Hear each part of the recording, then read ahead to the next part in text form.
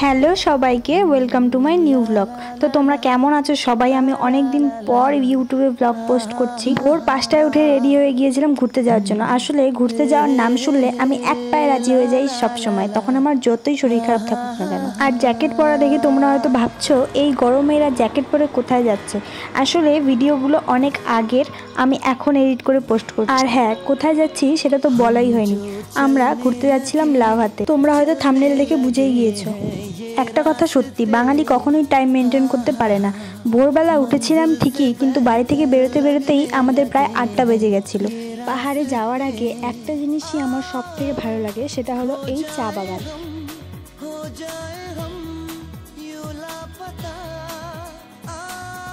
এই জায়গাটার নাম পাপড়খেতি। এটা লাভা যাওয়ার পথেই আছে। এখানেও আমরা দাঁড়িয়েছিলাম আসার সময়।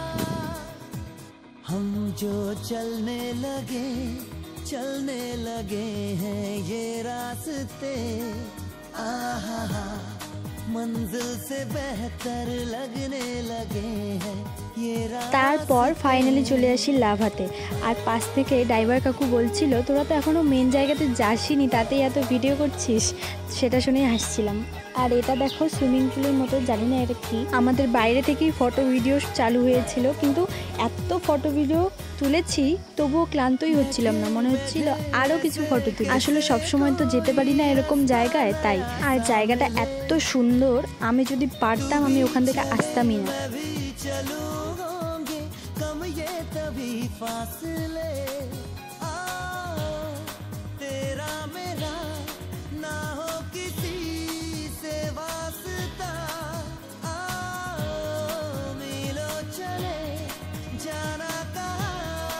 তারপর এখান থেকে বেরিয়ে চলে যাই লাভা ভিউ পয়েন্টে। এখান থেকে তো আমি বাড়িতে আসতেই চাইছিলাম না, মানে ওরা সবাই আমাকে জোর করে ওখান থেকে নিয়ে এসছে, কারণ আমার ফটো তোলা হয়নি ওখানে গিয়ে। কিন্তু কি আর করা যাবে, বাড়ি তো আসতেই হবে, তাই ওখানে বেশিক্ষণ ছিলাম না। অল্প কিছু ভিডিও করে আমি ওখান থেকে চলে আসি।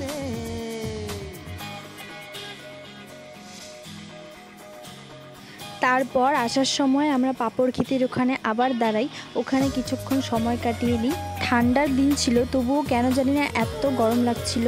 তারপর এই ঠান্ডা জলগুলো দিয়ে মুখটা ধুয়ে নিই, তারপর চলে যাই খেতে। খাওয়া দাওয়া শেষ করে আমরা বাড়ি চলে আসি। দেখা হচ্ছে নেক্সট ব্লগে, ততক্ষণের জন্য টাটা।